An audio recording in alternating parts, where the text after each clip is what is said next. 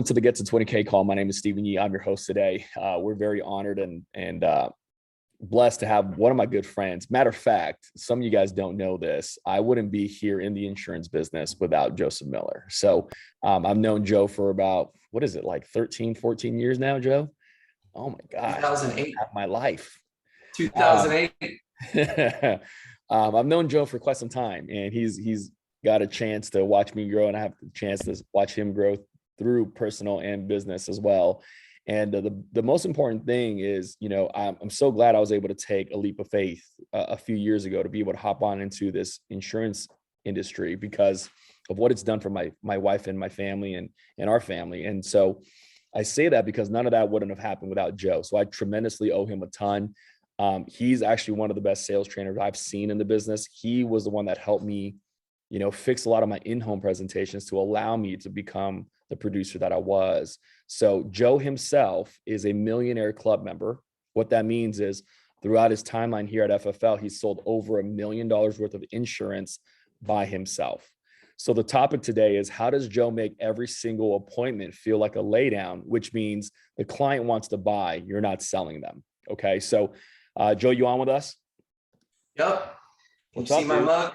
What's up, buddy? Hey, so for those, I love the America shirt, right? And I love that it says "pray" in the back because we definitely need some of that, especially what we're gonna say. Yeah, exactly. Hey, right. Hey, so for those that don't know who you are, can you quickly share your story, your background, and all that good stuff, how you fell into the industry and all that? Yeah, sure. It's really exciting. I'm being sarcastic. So, I want to say I wasn't looking for a career when I found insurance. What I was looking for was something to do and stay busy, because at the time, my wife was working full-time up in the Bay. We lived in the Hayward Hills, and my wife was an air traffic controller making really good money. I always joke around and say she was my sugar mama. And I was staying home with at the time, 1-year-old Shane. And I was going to school. I was doing some things. It was just kind of an interesting time in my life where I was trying to figure out what I wanted to do. But I knew being a stay-at-home dad was super, super hard and trying to do school and manage things. But my wife and I had decided we needed to buy life insurance. And so that's, a key is that when you think of others, you buy life insurance. When you think of yourself, you don't buy life insurance. That's just the way it goes, right? So we bought some life insurance, and the guy that sold it to us, he said, you'd be really good at insurance sales. And back then I had a pretty good vocabulary, as Stephen knows, and I'm pretty sure I used 4-letter words in telling him no. It was like, no, hell no, no way in hell, stuff like that. And so the guy was he was pretty cool. And he's like, well, let me buy you a beer. I guess he thinks all military guys drink. And so I'm like, yes, please make it 2 and I'll show up. Right. And so he just talked to me about insurance, and what I knew about it, I knew it was a good thing, but I didn't know how you could make money at insurance. But I came in with a lot of reservations because I had been, me and Stephen had been involved in some things where, you got to talk to your friends, family, and neighbors. You got to twist their arm. You got to get them to buy things. You got to push them into the business. And so at that point in time, I wasn't interested in any of that. I said, can I make 6 figures just selling the product? The answer is yes. Do I have to hire anybody to make money in the business? The answer is no. And do I have to talk to my friends, family, and neighbors? And he was like, we buy leads. And so that really was like, okay, he touched on all the bases. I'll give it a shot. And so what most people don't know, Stephen does, is that I signed up, I want to say in the beginning of 2014 to get my license, the beginning of 2014. And I didn't get my license until like September of that year. So I was that guy. So, and it's funny, it's just all about priorities. A new dad, first child, Shane was a handful, and I didn't know what I was doing, and I was going to school. So I had a lot of other things that were clouding my focus, right? And then one day I just realized, hey, I need to do this insurance thing. And I wasn't plugged in. I wasn't paying attention to anything. The only person I was talking to at the time was Trey Honeycutt. I was telling him that I was getting my license, and he already had his license, and he was working for this other company. And so finally I was like, hey, Trey, I'm gonna knock this out. And so what I did was I just crammed for like 3 days. And I said, I didn't remember anything that I studied 9 months ago or 8 months ago or 7 months ago or 6 months ago, because I really wasn't focused, but I just crammed, took the practice test, and passed the test. And so I got my license September, I believe, of 2014. So it's been a minute, right? But you know, if you know my background, I was a cop in the military. So if anyone who knew me, sales was not my go-to. Sales was so far from what I would have seen myself and the people who know me see me doing, that it was kind of laughable, right? That I was going to get into the insurance industry and do sales. And so that's how I got my start into the business. And I can, you know, go into more about that, you know, the sales and things on how I developed in the business. But that's how I got my start, is literally I bought insurance. The guy basically introduced me to the industry, where I'm very grateful for that. You became a lead, and so you now sell them. I was a mortgage protection lead. Yes, I was. Joe was a mortgage protection lead, for those of you that are wondering. So, you know, explain to us your first few appointments, because, you know, the first 10 appointments, how did that go for you? Or, you know, we tell agents to run 100 appointments nowadays as quick as they can. What was your start like compared to, because, you know, everybody goes, oh, he sold $1 million worth of insurance, he had to be good. No, dude, I know the story, but share it with everybody, right? Like, how were you? Yeah. So the other thing about it was I had to work around my wife's schedule. So my wife had a full-time job, and I was taking care of the baby. So I had to make dials when Shane was sleeping, or I made dials when my wife was home, you know, in the evening time. And then I was running appointments Friday and Saturday, or Saturday and Sunday, 2 days a week, right? But number one is I'm not afraid of many things, but I hated the phone. I still to this day, I'm not a big fan of it, but I didn't like the phone and booking my appointments. To get me started, the guy actually came over, plopped leads down and said, hey, you need to dial these. And he sat there and watched me dial them. That's how I actually started dialing the phone, which is very funny. And they were like in Stanislaus County. Right. So they were like 2.5 hours away. But anyways, my first 10 appointments in the business went really, really well. I sold 0.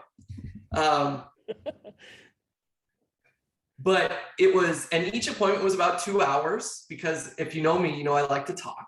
And so I did a lot of talking, and they were really happy, right? But they were happy to tell me they wanted to think about it. And so all 10 was, you know, I want to think about it. We don't make any decisions. All the objections that new agents get, I got in those first 10 appointments, right? And so at the end of the day, I made 0 money in my first 10 appointments. So you went to a training, and then you learned some stuff, and you were like, you know what, I'm going to go back to these guys. What'd you end up doing? Yeah. So at that time, Trey Honeycutt and Andrew Taylor said, hey, you need to go to Atlanta. And at the time I was like, no, not going to Atlanta. I don't know anybody there. I'm not going. I don't want to go. You know, I was just that guy. I'm not going. I'm going to do what I want when I want to do it. You know, it's just how it is. And so they ended up talking me into it. And I was like, fine, I'll go to Atlanta. And that was FFL's first national conference. It was in Atlanta, and there was 200 people in the room, 200 people. And that was probably an embellishment. You know, I think that was Sean saying there was 200. I don't think there was 200 people, but that's what they said there was there, right? And I went to that training, but some of the folks there, they literally were really good. And they just said, you know, they gave me some principles and some nuggets that helped me, that I could take back to the people that I already sat with.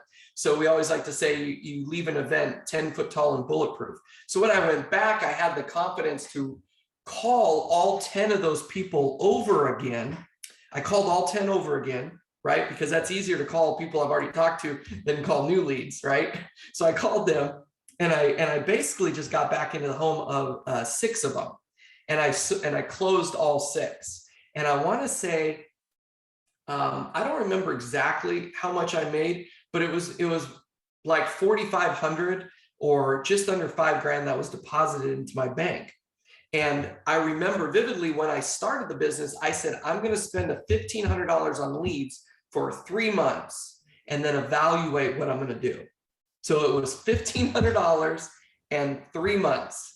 That was what I told myself in the beginning. And so when I got almost 5,000 deposited in my bank account, I'm like, well, there's the lead money, and I guess it works, right? That was pretty much how it went down.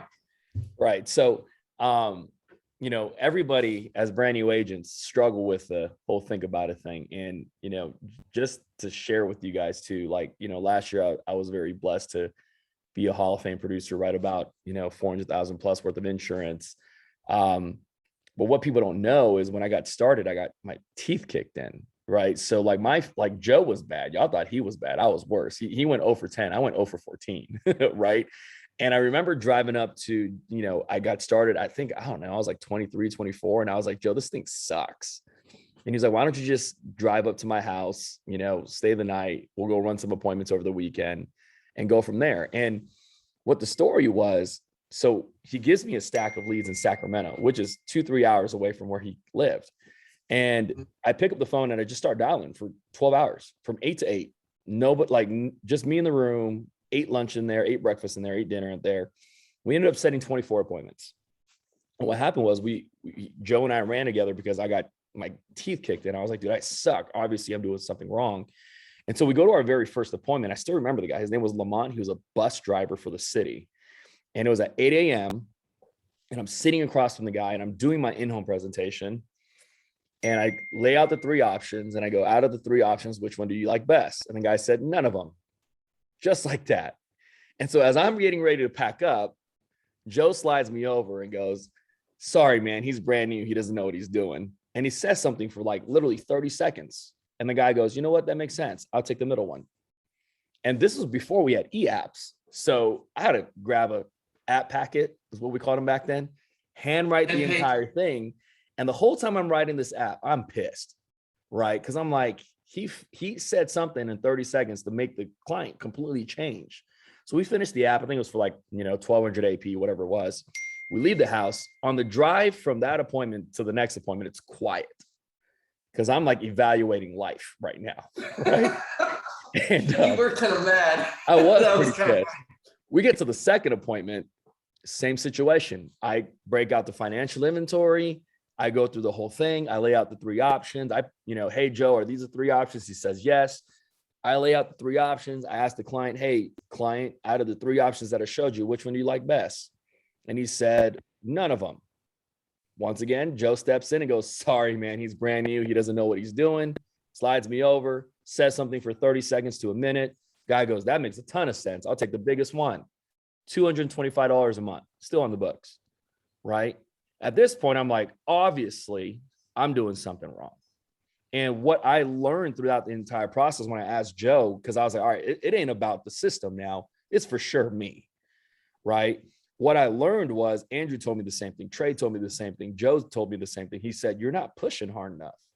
You're not developing the why. You're not finding out why they need the insurance. You're making this very transactional, right? And Joe, like you implemented, like in the beginning when I was struggling as a new agent, you would always say, dude, why do they need it? You need to find the why. You need to find the need, right? And press on that. I think new agents struggle on that today still. What are some questions that you ask, obviously, that you can change that conversation from not interested to, I'll take that one, right? How do you establish the need inside the home for a client to go, you know what, that makes sense? Yeah, good question. So one of the things that we did back in the day was we always talked about setting the table. And so setting the table was really instrumental in, making people go from not interested, or I want to think about it, or anything other than yes or no, was setting the table. And I struggled with that. And I remember, if you do, if your mouth is moving and you're not pointing to something or writing something down, you're wrong. And so if you remember, when you move over, I would flip the lead over, or the financial inventory over, and I would do my little apply, do not apply. You know what I mean? And so sometimes people just need to realize that this isn't a game, and that it's a yes or no kind of deal. And the yes or no is really simple. It's yes, I want to make sure that if something happens to me, my family is protected. And it's not even more complicated than that. If yes means something happens to me, my family's taken care of, whatever that is, or no, I do not want my family protected, and if something happens to me, they're screwed, whatever that may be, losing the house, out on the street, in with family, whatever it is for that particular family. But it's the yes or no, and it's setting the table that that's the decision they're making. Nothing else matters. How much they're spending doesn't matter. How much insurance they're getting doesn't matter. It's the yes or the no. Yes, I want my family protected if something happens to me, or no, I don't. And I'm gone out of the picture and I don't care. And for the most part, most people care. Most people, right? You can't say everybody. Some people, they'll lie to your face and say they don't care. And sometimes you just have to let them not care, because it's not your family. Right. But you have to push, and you have to make sure that they understand that it's that black and white. How did you paint pictures for clients to see things? I don't sell products. I tell stories. So a lot of agents, they want to sell the product based on their feature and benefits. I would go over their feature and benefits, but that wasn't as important as why the insurance, what it's going to do for their family when they're not here. Because the best insurance is the insurance that's in place when you pass away. It doesn't matter how many bells or whistles or what you have as far as insurance. When my mom passed away last year, it didn't really matter how much insurance, it just mattered that she had insurance, right? It was just and obviously I'd been making money in insurance for a good while. I could have paid for everything out of pocket. But the fact that she had insurance, and she bought insurance before I was even in the business. So it was just one of those things. It's you have to understand and be solid in the fact that this is the last thing that the person will do for your client. The last thing that your person will do for your client. Thank you. Right. And see, that's where, love it. Like that was one of the things that I got so transactional with, right? Like when I went through the financial inventory, I would be like, all right, Bob, how old are you? Mary, how young are you? Right? What'd you do for work? How much do you make? Do you have any life insurance? What meds are you on? Okay. And let me interrupt real quick. You doing that's why you were so successful, because that structure, agents struggle with that as well. Right. So it's not always the touchy-feely stuff, but the structure in the home is very important. The structure in the home, I don't know why I'm getting blown up. The structure in the home is very important. And so when Stephen would go in the home and he would jump right into it, there's power in that as well. There's a lot of power in that, because people, they don't have an insurance license and you do. So sometimes agents go in the home and they try to jump into they try, but they miss the mark in the fact that they're trying to get the client to tell them what insurance they want. Right. That needs to go out the window. It's not what they want. It's what they can qualify for. 1,000. And see, that's the biggest thing as new agents. It's like, how many agents do we work with that are we work with brand new agents all the time. They go, hey, Joe, Mary's 79 years old, has cancer and wants $500,000. Like, dude, duh. Of course she does. What did I always used to say? Hey, my son wants chocolate before, or my son wants ice cream before bedtime too. But because I'm a good father, I don't give it to him. or something Well, like that. but no, that wasn't it. But it's like, how's it feel to want? Right. And I would You smile. say How's that it feel to afterwards. want? Yeah. But I say that because I was so transactional in the beginning, because I was just literally asking the questions on there, like literally, and going, okay, what meds do you take? What medical conditions do you have? Okay, great. These are your 3 options. What do you want? Like, it was so transactional. And then what I learned from you was, you were like, dude, ask better questions, get better answers. So like, ask questions like, hey, Mary, if Bob didn't make it home, what would life look like? Hey, so Bob makes $10,000 a month. You make no dollars because you're a stay-at-home wife. Where would you be able to access money to pay for the things that you live on? And like, you taught me how to ask these questions to paint the pictures for the clients to see that, hey, if something happened, I am screwed, because everybody thinks they're invincible. 100%. Can you kind of go over that? Yeah, absolutely. And one of the things that I'll bring up is, in the beginning, they had a financial inventory at FFL, and it was just like a bunch of questions. And so we don't have presentations here. There's other companies, they do flip charts, and they're selling a product and there's a presentation. Well, I'm going to give a lot of credit to Stephen that we developed the financial inventory that you see today. Now, there's a couple of versions of them, but this one that has the apply, do not apply, or accept, decline at the bottom is really, in my opinion, the best financial inventory that we have.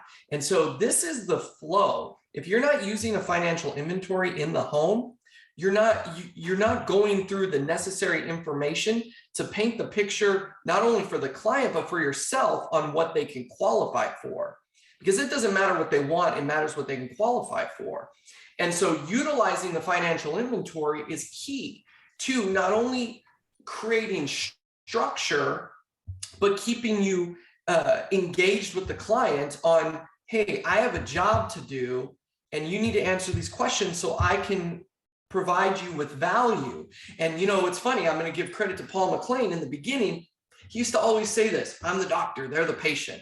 And I would laugh every time he said it. And I'm like, I would say in my mind, this guy is nuts. We're in insurance. I have no idea what he's talking about. He has some kind of problem where he thinks he's a doctor, and he's the doctor and they're the patient. And I laugh about it now. It was a mindset. When you go into the appointment as a new agent, you have to understand that you hold the solution for the client. You hold the keys for them doing what they want to do. Now, it doesn't matter whole life, term, cashback, none of that matters.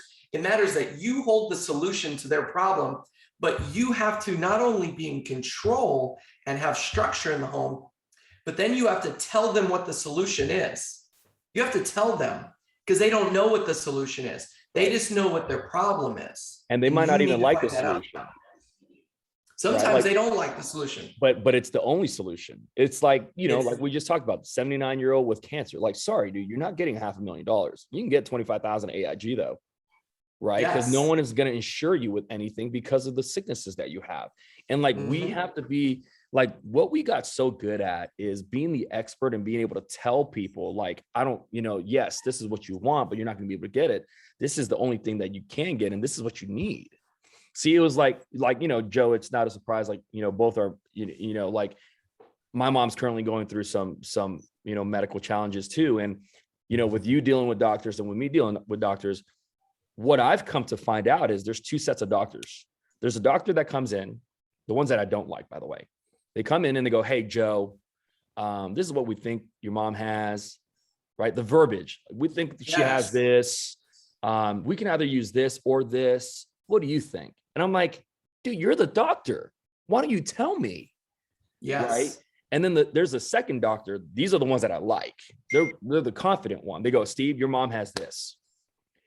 The way we're going to treat it is we're going to use this medication. And what happens is she's either going to have a side effect that this is going to happen, or if it doesn't, this is the result that we expect to happen. Are you in? And at that moment, you have to decide whether you like the solution or you don't. Right. That's it. You get to make the final decision, but at least the doctor had confidence in, this is what we feel is going to be the best solution for your mom. Right. And that's how where, you have to. That's where when Paul started to say, hey, we're the doctor, they're the client. When I was going through that, I was like, light bulb went off. I'm like, that's what we do in insurance. Like how many times do we go to the doctors and they, like, at least when I go to the doctors, they don't, they go, hey, how's the wife and kids? Like, how's your job? Like, why do our agents do that? Hey, I love that painting on the wall. Where'd you get that from? Where's your, like, you don't know them for a period of time. That's irrelevant. Like, right. You don't, it's so fake. Even if you are genuinely interested, it just comes across really convoluted. Right. And that's what I'm saying is like good doctors don't try to build rapport. The moment they walk in, they're like, all right, so why are you here? What hurts? How long has it been hurting? Where else has the pain gone to? They're grilling you with questions right away. And see, that's what we do. We ask questions on the financial inventory that need to know, hey, this is what happens, right? And then we're able to, move them one way or the other and then say, hey, this is the best solution for you. And like at that point, it's like they can either take it or they don't. It doesn't matter, but this is my expert opinion. Exactly. This is my expert opinion. And then painting pictures for them on how it's going to solve their solution. So back to your scenario and understanding scenarios that you're going to come across. There's not a ton. There's 3, 4, 5 that you're going to get all the time. And then there may be a few more that you're going to get less frequently. But if you know 6 to 8 scenarios that you come across in the home and you know how to set up the appointment or set up because you know it's coming. So when we meet with a lady, let's say she's 79, we don't know she has cancer, but she's 79 and she has a mortgage of $300,000. We're not going into the appointment thinking we're going to get her term. Right. We're not going into the appointment thinking we're going to get her a full payout. Right. Exactly. And so sometimes agents go into the thing and they think, they're like, oh crap, we can't get her the full amount. That's okay because she's 79. Right. At this point, the table's been set. Things are already in motion that you can't fix. Now, if she was 39 and she had a $300,000 mortgage and you got into that appointment, okay, now we can have a talk about a full payoff. But right. She's 79. So already going into that appointment, we know it's going to be critical time period or equity conservation, which are a play on words of whole life. You're getting right. Whole life. And then how you set it up is just a multiplier of the mortgage. How many months of the mortgage would you like to pay off? But before we even get there, in our mind, we know we're not going term and we're not going full payoff. So we have to walk her down a path when we're doing the setup and we're doing the financial inventory that we're walking her down the path of she's going to get equity conservation. So we're looking for answers to make the solution palatable. So when we're asking, we're like, oh, you're 79, great. Does your husband's passed, your kids don't live here. Would they move into the house? Would they want this house? No, they'd sell it. Okay. So you paying off the house is really irrelevant. It's basically giving them time to sell the house. Right. And obviously you're 79 on a fixed income. We don't need to put a huge financial burden on you to try to pay off the house at age 79. Well, so we're walking her down a path.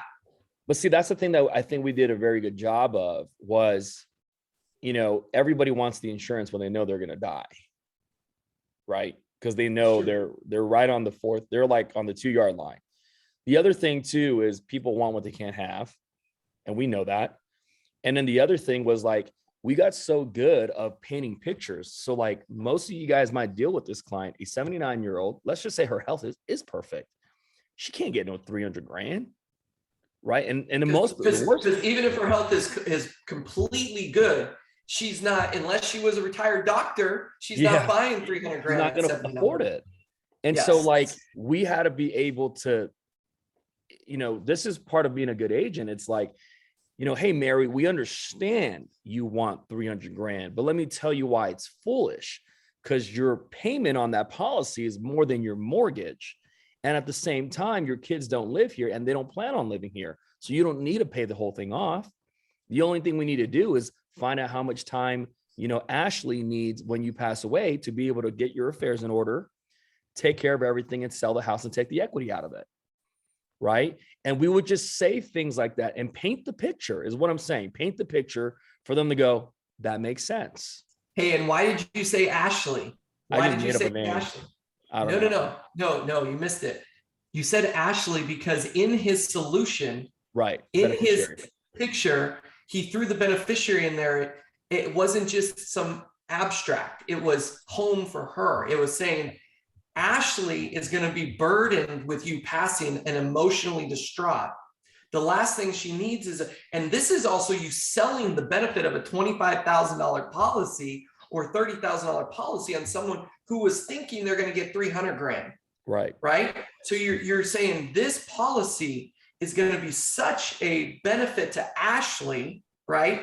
Because when you're gone, the last thing she needs to worry about right away is the money to make your mortgage payment, right? And so you did that subconsciously, right? You just made it up, but that's what you would have done in the home, but you would have used the client's why or desire to not. So so here's a hard one. If she's 79 and she's got a $300,000 mortgage and she has no beneficiary and she doesn't she has no one for the money to go to, though that could have been a harder close. It's like, okay, then just whatever, let the bank have it. But since she has someone she cares about who's going to get the money or the burden, she gets to choose. And most people will pick, they get the money versus the burden. Right. And see, the funny part is like, if she doesn't have a beneficiary, like, sucks to say this, but naturally my question then goes, well, why'd you fill out the form? Right. Because obviously you're thinking about something, but that's why I'm saying it's like, I'm reading the chat and it's pretty good. You got to be able to identify what's going to happen and see, like most of the times, like Joe, we sat in homes where client owes 200 on the home, but the house is worth $500,000. So I'm kind of like, they're like, hey, I want to leave my daughter 300 grand. I'm like, you are in your house. So like this policy that you're going to buy for 6 months, 12 months, whatever it is, 18 months is going to allow them to access that same 300 grand that they will be able to get in the home. Because if they can't pay for your mortgage and they're late 90 days, the bank takes it. And that or you don't have your proper affairs in order and you don't got the right paperwork done. Right. And you want to avoid probate. So there was all these things and we became masters at our craft. And what and a lot of that is I faked it till I understood it, right? In the beginning, I didn't know much about nothing, but here's the deal. I was confident in what I was telling people, right? I was confident. So I didn't know everything, but I knew enough that this is important and this is going to get the solution done. Sometimes people are so nervous that they don't know everything, that they don't have confidence. You have a license. I know it wasn't a big deal, but they don't have the license. You do. And so, Stephen, I think maybe we can continue a series on overcoming or maybe scenarios that are in the home that we can help people identify, because identifying the type of appointment it is early enough, you won't walk yourself into a corner. Remember how sometimes agents, they walk themselves into a corner, and a lot of times they do it by entertaining the wants of the clients. Right. They entertain it, and they'll send me a text, be like, the client wants. The client wants. Every time they send me that text, I'm like, oh my gosh, I don't care what they want.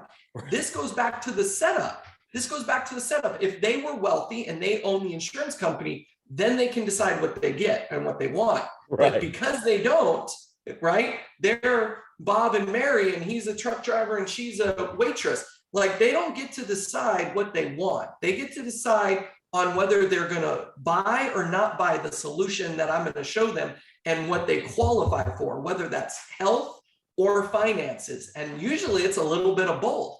Right. And that's where the setup is so important.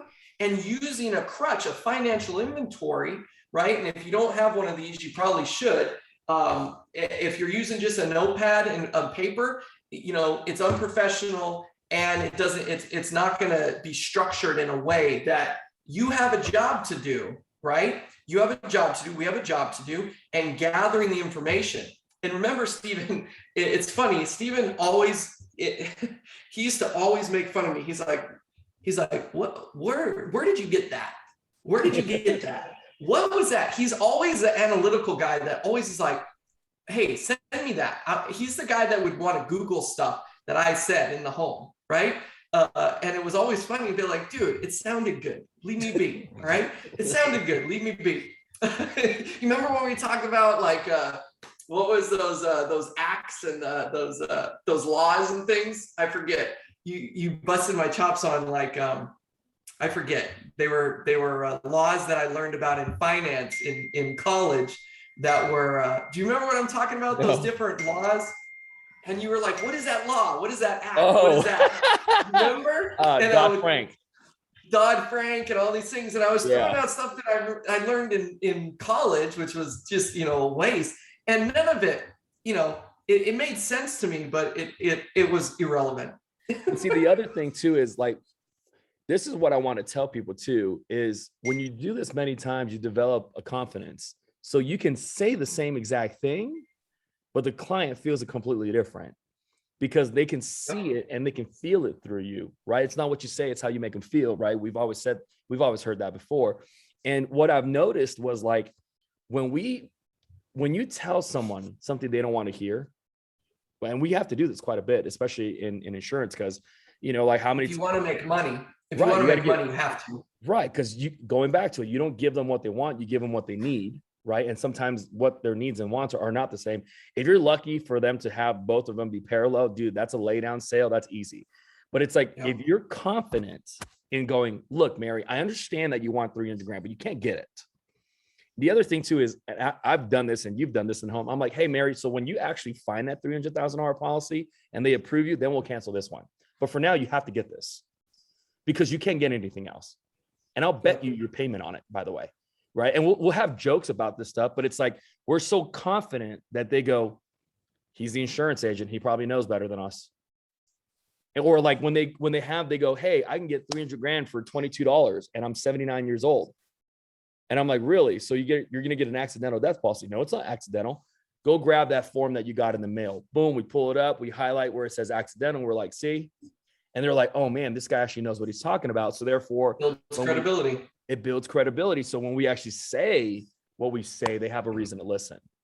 Now, Stephen, how did we learn these things? Agents say, well, why teach me that? Teach me that. It wasn't. It was because we got no's. We got no's. And then we said, all right, I need to learn these things by doing and go get your policy. If they have a policy, it needs to come out because you need to know what you're either competing with, what you're adding to, replacing, and it's usually completely different than what they think it is. They always think they have $100,000 for $20 a month. And it turns out to be $10,000 in coverage for $50 a month or $100 a month. You know what I mean? It's never the same. Very rarely do we come across someone who actually knew what they had. 1 in 10. Yes. Right. Yeah, exactly. Or but agents are weak. Or you get the guy that goes, I have 100,000, but it's like, no, you have a $10,000 policy with 100,000 accidental. Right. Because we've seen a lot of companies that sell that and it's fascinating, but the clients want to hear what they want to hear. So like as agents, you can't take what they say and actually believe them. You have to see it for yourself. Right. And I think and not actually hit them. So sometimes people say, well, how can you be such a dick in the home? And I'm like, you get a lot of grace when you smile and nod. If you smile and nod, they will not punch you in the face. It's just that simple. Right. And the other thing is you ask sometimes for permission. If you feel resistance, you be a little dramatic. You just, you're writing down and then you say, hey, Steve, before we continue, let me ask you something. Do I have your permission to tell you the truth? What are they going to say? Lie to me. Please lie to me. I'm like, I'm not going to lie to you. I'm going to tell you the truth. Right. And so you're making my job difficult and you asked me to be here. So let me just do my job. And then whether or not I come up with the solution for you, you can always tell me to leave, which is awesome. Right. I'll use your restroom. I'll get a bottle of water and I'll leave. Right. Make a joke. But here's the thing. I need you to go along with the process. And that also comes down to the setup, Steve. Remember the setup that I use, and I got to teach Bruce and Rob and some of their folks the other day, and they're like, where has this been? I was like, Steve does this. He just does his version. Right. I was like, he does it, and Brandon it's a calls it the roadmap. Oh, is Branding that comes what with it a is? roadmap. Yeah, it's Oh, great, okay. dude. It was just, dude, it was just by sheer wits. It's I have to get them to agree to my process in the beginning to make my life easier on the back end, because on the back end, I was too weak in the beginning to confront. And if they gave me these objections, it was hard for me to overcome on the back end. So if I annihilated the objections or Mr. Miyagi them in the front, I wouldn't get it in the back. Right. And that's really what it came down to. And it wasn't something I had seen anywhere. It was just because, remember those 10 appointments? That messed me up. I want to think about it. Now, if someone gives you, I want to think about it, be like, I accept or decline mortgage protection options. So are you accepting? Are we going to go with one of the options, or are you declining? They'll be like, no, I want to think about it. I'm like, I'm sorry. It's one or the other. Like there's no middle ground. And it's that simple. And if you're solid on that, you'll be surprised how many people will go with it. You remember that one lady in the home? She's like, you're making me decline. You're making me decline. And I was like, we're not making you decline. Then go get your checkbook. Go get your checkbook and accept, or just sign the paper and release liability. So if something happens to you, we're not liable for you losing your house. You see, that's all psychology, that if they don't get insurance, they're going to lose their house. And you have to be sold on that. If they die without insurance, their family is going to have to do a GoFundMe and fight. And there's many people that they don't talk to. I just talked to an agent who said they went through it, where the family's not talking to each other because who put in more money? Right. Who put in more money? Who put in less money? So the person who put in more money gets to have more say in how they're buried or how they're whatever.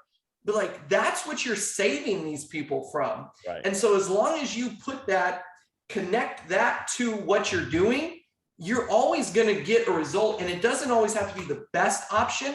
It just needs to be an option. Right. Right. And go ahead. No, I was just going to say, it's like, how many people go, I don't want to decline. Then we go, well, you have to apply. And they're like, they look at each other and they go, all right, we'll take the middle one. And the fascinating thing is we go, oh, that policy is going to cancel. Right. And they keep it. And like what we've come to find out is people need to be led to make a decision. They need to be. And once they make it, they check that off in their mind. They check it off and they say, it's taken care of. I don't need to think about it no more. Hey, and go ahead. You remember the Vietnamese guy that we had in Colton? Yes, the business owner that ran an auto body shop. And he got all the way to banking and he was like, all right, here you go. He wrote out the bank account number and was like, he went from being so cold that by the time we closed Steven has this thing with Asians. And he's like, he either says this person's going to buy or this person's not. And it's usually within the first 2 minutes of the appointment. Right. And he was so already doing. He was like, this the whole time. Right. But remember what I did with the apply, do not apply. He's like, well, I have to apply or decline. Yes. And he was like, okay, I'll apply. Right. And then when we left, he was like, I've been putting this off for 3 years. I'm glad you guys make me make a decision. And I was like, wait, what? And he's kept it. And his wife was so thankful. He had 2 little kids. Right. He was the main income earner. He was in a business. If something happened to him, like a car fell on his hand, he wouldn't have been able to do his job and he would have gone broke. And that policy, and that's the power of pushing people. And it's not being disrespectful. You're doing your job. They asked you to be there. Right, Steve? They asked you to be there. And just understand that. The other thing, I had another agent, he said, which is funny because I hadn't heard it in a while. He said, hey, I'm having trouble. I feel like I'm lying to people on the phone. You remember when you would book appointments, you say, oh, it'd take about 10 minutes, 10, 15 minutes, right? Everything is 10, 15 minutes. Right. But the reality is an appointment, it's not 10 or 15 minutes. But if you can get your mind wrapped around the setup only takes a few minutes. It literally the process takes 3 minutes, 3 to 5 minutes max. And you get them to agree to the process. They just agreed to have you in their house longer. This is what I used to tell people when I was booking appointments. I'd be like, hey, it'd take me 10 to 15 minutes. But if you, as the client, have additional questions, I might be there It can take longer a little longer. because I can actually go through the financial inventory and quote them in 10 minutes. But when they start asking me questions about how it works, is there a different plan? Da, da, da, da, da. I got to do the app. Then I'm there longer, right? By the way, anybody here that you guys have any questions, feel free to drop them in the chat or the Q&A because we'll hit them in about 2 minutes. Joe, I have one more objection that I want you to go over. I always found this fascinating for brand new agents. They get into a house, client already has a policy, but they had just filled out the form. Yes. Hey, Joe, Bob already has a policy with so-and-so company for 3 years, right? And what did you usually tell them? They just, it's funny. What? They just filled out a form like 2 days ago. Yeah. By the way. No, I'm sure I came up with a lot of little interesting things to say. But I'm like, perfect, not a problem. The reason you filled out the form was because you understand that that's not going to be enough, right? Right. It's very simple. Here's the thing. The other thing, and this came to me as I was just sitting here. Sometimes people address things that they think are objections when they're just people audibly vomiting on you, that here's the deal. They're complainers. People, your clients are complaining to you and you are their therapist. Just listen. 1,000. Just listen. You don't have to have a solution to the complaint because usually complaining doesn't have a solution. It's just a complaint. So anything that they say, I hear you, or yeah, that, 100%. And I just keep going. Because unless they bring it up multiple times, it's really not an objection that needs to be addressed. It's just them complaining. People are going to complain about doctors when you're in there. You're going to come across two types of people. People that think they're perfectly healthy, but they're on a list of meds, or they're not going to tell you about them, or people that they're like, I got this, I got bunions, I got this, I got that. And then you have to kind of take them down a few notches and be like, let me see the meds you're on. And then, okay, this med is for this, it's for asthma. You say you have COPD, but this is an asthma medication. It's not COPD. So I'm not putting COPD down because I forget what that's called when you think you have a bunch of problems, but you don't. I'm not going to say, oh, I got a bad heart. You're only on lisinopril, dude. Like, if you had a bad heart, you'd be on a lot more things. So sometimes you have to realize that you got to downplay, and then others be like, you're not healthy, bro. You're on 10 meds. You got one foot in the grave. So let's be honest. Right. You literally are on 10 meds. If you were healthy, you wouldn't be on 10 meds. Okay. So, and you asked this early in the beginning, agents have problems with people thinking they're immortal or they're not going to die. If I get any kind of arrogance in the fact that they don't think they're going to die, and that's not as prevalent now with COVID, everyone is being told they're going to die and they can die at any moment, right? So you don't have it as much. But if you do come across someone who has a few meds and they're like, oh yeah, they're healthy. When they tell me their meds, you were really good at that. You would be like, ooh. Yeah. Ooh. You write them down and you like someone's poking you. Ooh, right. Ooh, they're like, oh, you're like, all right. I'll see what I can do. So a lot of times it's just, you can't, it's a game. And you need to know who the other player is when you're in the home. And the only way you pick that up was by experience. Right.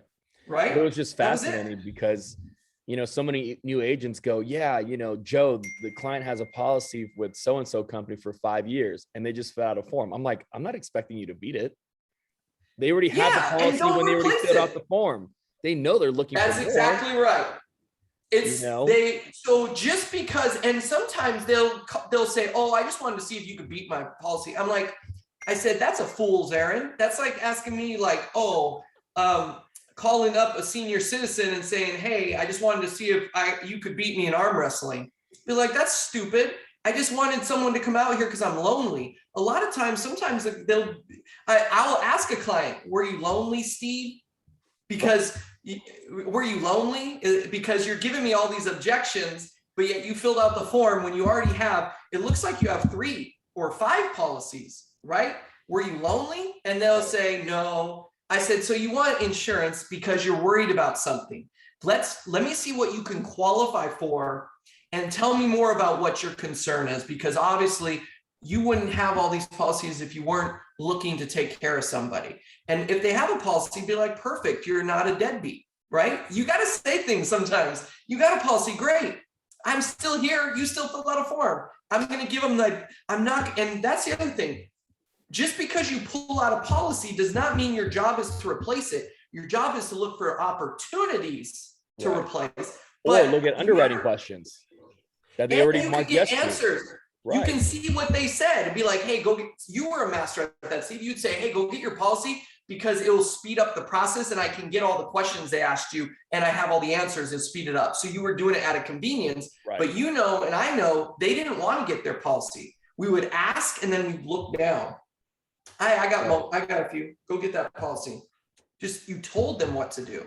Right. The other thing, agents, stepping back real quick, when you go in the house, you need to be in complete control. It's you're deciding where everyone's sitting. You're going to show them your ID and your license for credibility. And then you're going to ask them for theirs.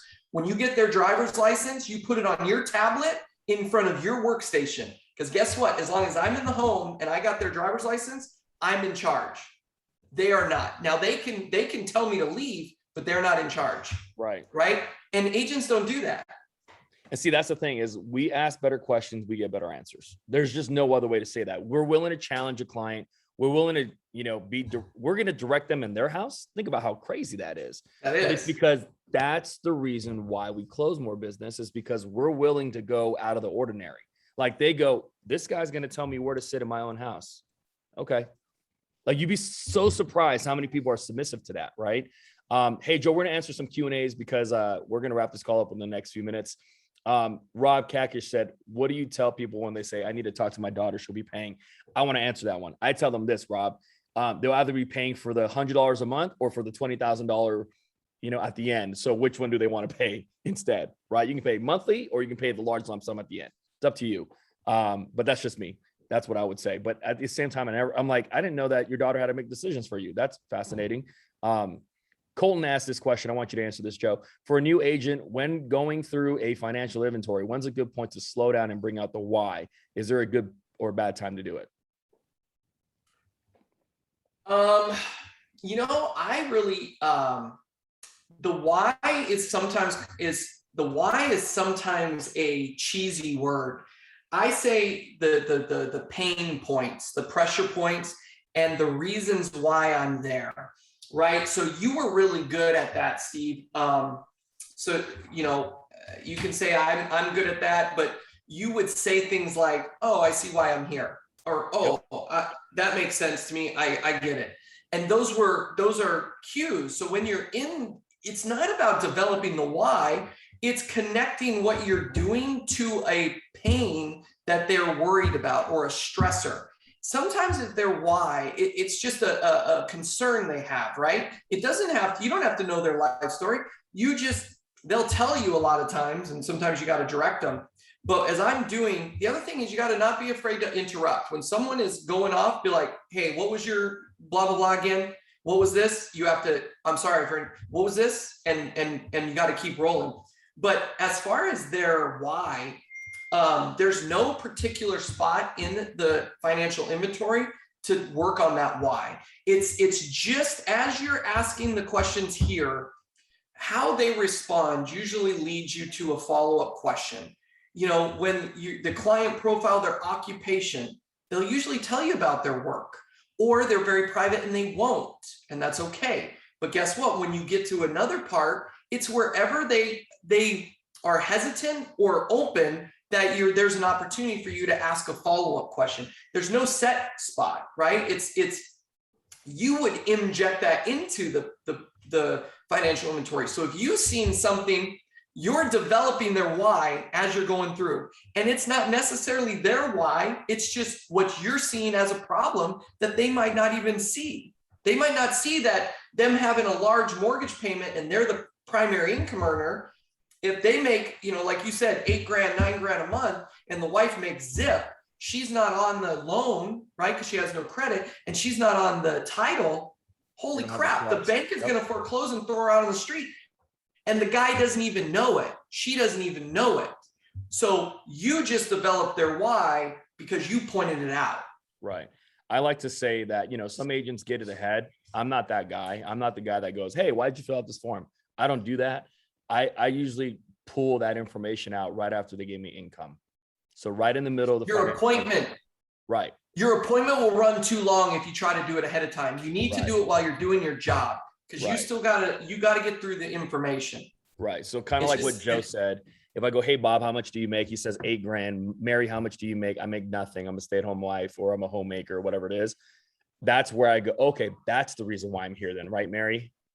Like, I inject that right there. That's for you. So Stephen developed the why right there. Don't get caught up on the why. Think of the problem that you're looking for, a problem that you can solve with an insurance policy, right? Basically. Kimber said, where can you get that book? Joe, you want to tell them because you make them all? Yeah. So it's just the financial inventory sheet. I'm sure Stephen has it on his in his support group, his agent group. You can go to fflonlinetraining.com. It's all say in that there. Again. fflonlinetraining.com. You go to the scripts and docs, they'll be all in there. And then I have mine on FFL Freedom Agent Support. It's under files. It's just the financial inventory, mortgage info, and it make sure it has the accept decline at the bottom. And then all you do is you put it in a 100 or 50, depending on how many you want. And then also do the final expense one as well. Arthur Forrest asked, are there any specific questions or comments you would drip on the client to make sure they understand the importance of locking down a few months instead of getting foreclosed? Oh, okay. So yeah, so that's kind of solidifying the solution that you came up with for the client, right? That's very important. So that's more with a senior mortgage, and being in Southern California where we ran, there was high mortgages and older people. And that's really what it comes down to, right? It's no different than a final expense appointment that says, I wanted 100 grand and you end up getting them 5, right? It's a wine budget, or a wine taste on a beer budget. If they're healthy and rich, okay.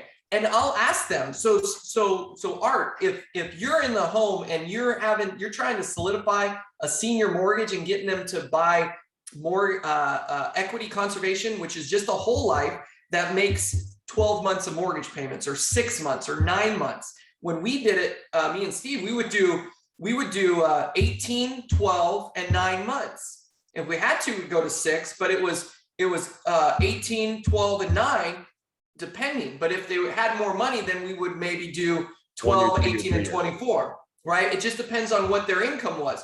But the point I was trying to make is, if they're, you guys, sometimes I used to do it with humor and then being direct. Stephen, I don't know, Stephen he was direct all the time, right? He's just direct.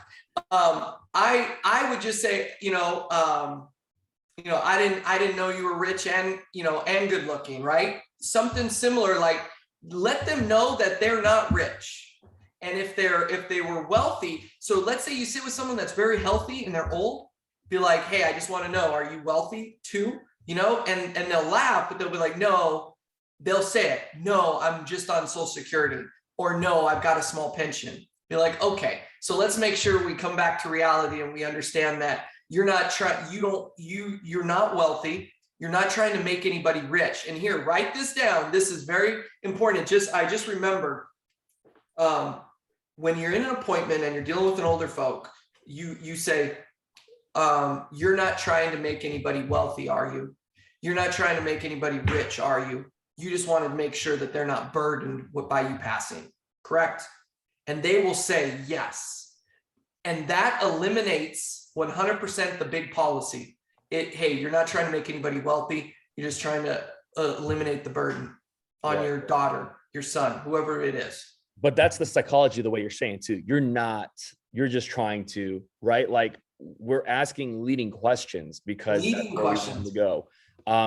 2 quick questions. I'm going to answer them because we literally got a minute left. Levi said, if someone has cancer, how often do we pivot and go talk to their family members? I never really did because I was there for the client. So like I would insure the client and then let them know and then be able to do something else.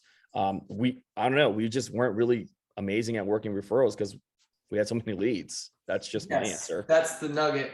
Yeah. So Dustin's question, I think Joe would like me answering this. He said, what do you say in the first few minutes when you get into the home? I literally show my ID, my badge, and I go, all right, Dustin, is this the form you sent back in? And you look at it and I get it back and I go, Dustin, how young are you? And I go right into it, dude.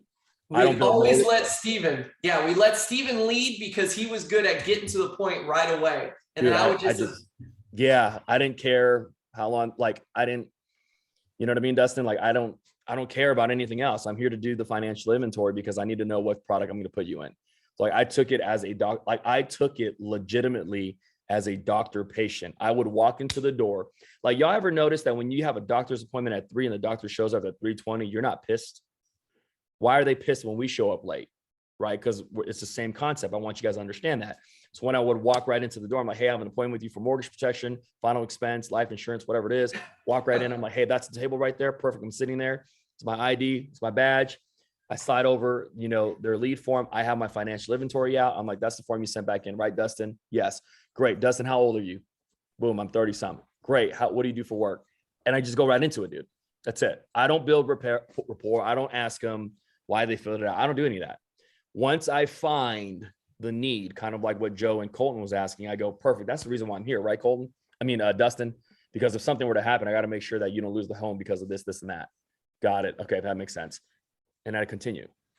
That's how I did it. So like when I say I legitimately can do the entire presentation in 10 to 15 minutes, I can't, because I'm not trying to be their friend. I'm trying to be their insurance agent. So Joe, any closing remarks as we wrap this up, man? It's been a phenomenal call, by the way. Yeah, dude, we're gonna have to do it again so we can go over all the little setups and overcoming objections and heading them off at the pass. But the number one thing, guys, to remember is you're the professional. You're in charge. They're letting you be in charge. And if you're not in charge, then you need to either take control or you need to leave, because if you're not in charge, you're not going to get the sale. It's just a 50-50. If you like those odds, then by all means. If I'm in charge, they can always say no because they can decide on the yes or no. But I'm in charge and I'm directing the appointment and I'm setting up the process in the beginning. If they will not relinquish control in the beginning of the appointment, then you got to have them decline and leave. And because you're fighting an uphill battle. Yep. Agree 1000. Hey, Joe, thanks for hopping on and sharing this with our group, man. And I appreciate you for everything you do for us and our company. Guys, hey, let's go close out this week strong. We start the first week of September now. Let's have a record month. Guys, if you have any questions, feel free to reach out to Joe. You guys can obviously see him on Facebook, Instagram, all that good stuff, his direct line. We're here to help. So make it a great one. We'll see you guys at the top. Thanks.